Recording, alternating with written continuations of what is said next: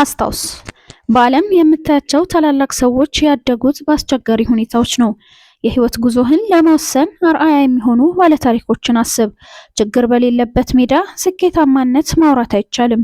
ስኬት ወደ በጎነት ዳርቻ የሚያደርገውን ጉዞ ከሚያደናቅፉ በርካታ እኩይ ጠላቶች ጋር ተፋልሞ ድል መቀዳጀት መቻል ነው። ስራህን የሚያደናቅፉ ተፈላሚዎች ሲበዙብህ ተስፋ እንዲሆኑ አርአያ ሰዎችን አስታውስ። ቀዳሚውን ምሳሌነት ከነቢዩ ሰለላሁ ዐለይሂ ወሰለም የህይወት ታሪክ ፈልግ። በምቾት የተሞላህ ሰው ብትሆን ኖሮ ስኬታማ ስለመሆን ጥያቄውንም እንደማታነሳው ልብ በል። በምቾት ላይ እንዳሉ የሚሰማቸው ሰዎች ወሳኝ የሆነውን የሰው ልጅ የስኬት ጸዳል አይረዱትም። ማንነታቸውን በተራ ነገሮች ገድበው ታገኛቸዋለህ። ለምሳሌ በቁሳዊ ሀብት፣ በስልጣን ወይም በዝና የከበሩ መሆናቸውን እንደ ስኬታማነት ሰውነት ያዩታል። ዓለም ሁሌም የምታወሳቸው ታላላቅ ሰዎች ችግርና ግጭት ባለባቸው አካባቢዎች ባህሎች የኖሩ ናቸው። ኢማሙ አቡ ሐኒፋ ከፍተኛ የባህል ፍጭት በነበረበት የኩፋና በስራ ከተማ የኖሩ ናቸው። ኢማሙ አህመድ በተመሳሳይ ከፍተኛ የባህልና አስተሳሰብ ግጭትና ፍጭት በነበረበት አካባቢ የኖሩ ናቸው። በኢኮኖሚም በጣም ድሃ በመሆናቸው ብዙ ውጣ ውረድ ያሳለፉ ሊቅ ነበሩ።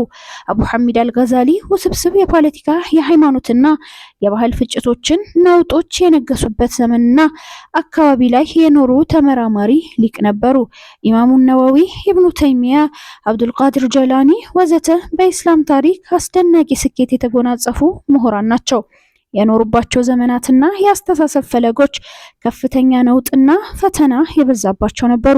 ከሃይማኖት ውጪም ቢሆን ያለሙትን ያሳኩ በፈተናዎች ማዕልት ያለፉት ናቸው። አልበርት አንስታይን የኒውክሌር ቦምብ በተግባር እንዲሰራ የሂትለር ናዚ እንቅስቃሴ ከፍተኛ ችግር ፈጥሮበታል። ይህን ችግር ለመፍታት በነደፈው ሐሳብ መሰረት ዓለምን የሚያስጨንቅ የቴክኖሎጂ ውጤት ሊፈጥር በክቷል። ማርቲን ሉተር ኪንግ በአሜሪካ የነበረው የከፋ የዘረኝነት ባህል በጥቁሮች ላይ ያሳደረው ፈተና ቅጥ ያጣ ስለነበር በቁጭት በማደጉ በመጨረሻ ለጥቁሮች መብት መከበር የሚያበቃ ስምምነት ላይ እንዲደርስ አስገራሚ ተጽዕኖ መፍጠር ቻለ። መለስ ዜናዊ የኢትዮጵያ ጠቅላይ ሚኒስትር የመሆን ስኬት ላይ ከመድረሱ በፊት በኢትዮጵያውያን ላይ የተመለከተው ጭቆና ልቡ ውስጥ ጥያቄ እንዲጭርበት አድርጓል። ይህም በጊዜው ይቀናበት ከነበረው የዊንጌት ኮሌጅ ወጥቶ ወደ ትግል ሜዳ እንዲገፋ ገፋፍቶታል። በኢስላም ታሪክ በራሳቸው ላይ ለውጥ ካመጡ በኋላ ሌሎችንም ለመቀየር የቻሉትን ከመካና መዲናውያን በላይ በሌሎች ከተሞች የነበሩ ሙስሊሞች ናቸው።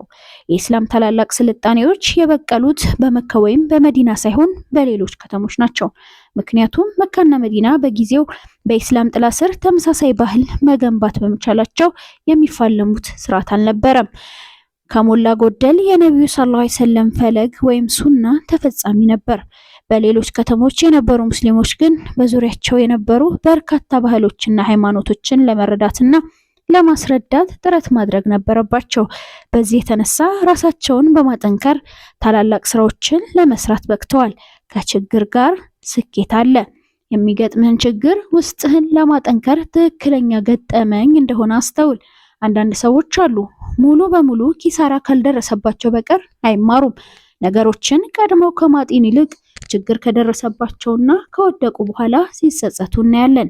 ስኬታማ ሰው መሆን ከፈለግ ሁሌም ችግሮች እንደሚገጥሙ መቀበል አለብህ። እንዲያ ካልሆነ ጥንካሬህን በምን ትለካለህ? በህይወቴ ያደረኩት ወይም አሸነፍኩት የምትለውም ነገር አይኖርህም። ህይወት የትግል ሜዳ ናት። በትግል ሜዳ ደግሞ ሁሌም ፍልሚያ አለ። ከባዱ ፍልሚያ ተወዳጁ ነቢዩ ሰለላሁ ዐለይሂ ወሰለም ቀድመው እንደነገሩን በራስ ላይ የበላይ ለመሆን የሚከናወን ነው።